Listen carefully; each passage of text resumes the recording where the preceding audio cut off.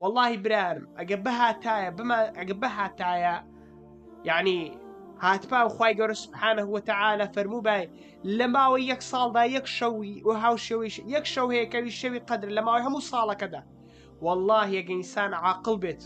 وعقلي لسري دابا هر سيسطو شستو بينزروجك خوي ما عندو دكتو شو نخوني دكت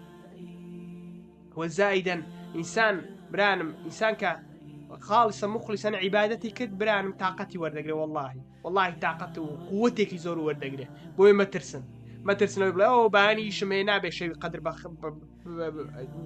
زيندوب كموا وزائدا بزان نمشوا شيكي بيروزا كي لا تدا برانم قراني تدا دابزي يعني تي قراني تدا دابزي يعني اوي ام قران بكوت سرد لير انسان ديكاتا برسترين انسان چون كوت سرد لي پیغمبر ما محمد صلى الله عليه وسلم بو برسترين پیغمبر وچون ام قران لشوي قدر دادا بزي بويا ولا صالق دا لسيزل شوست بين زرور دا لو همو صالة دا تنيا يك شو او قدر بيروزيه هي ايوانيا برانم سيد كانت نعمتك دي خواهي قروح ما فيك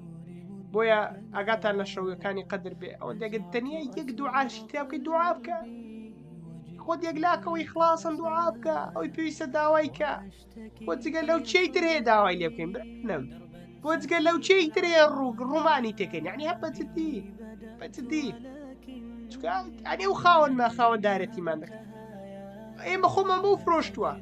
أقشتك ور بقري دبي هلا وري بقري ايواني خواي قوري فرمي ان الله اشترى من المؤمنين انفسهم واموالهم يتي كدرتان دبي خواي قوري ايما يكريوا نفسيته بنيتي ايما يكريوا من يكريوا خومي لخوم كريوا سروتو سامان ميكريوا ايكواته هيت سمي من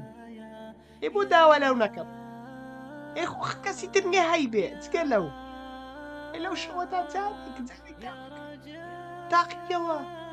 وشتك ما تاقي كده وتقلو ايكو برا خواهي قوري رحمن بيبكا خواهي قوري هدايات مامدا خواهي قوري او دلم مردوم عن زين دوبكاتو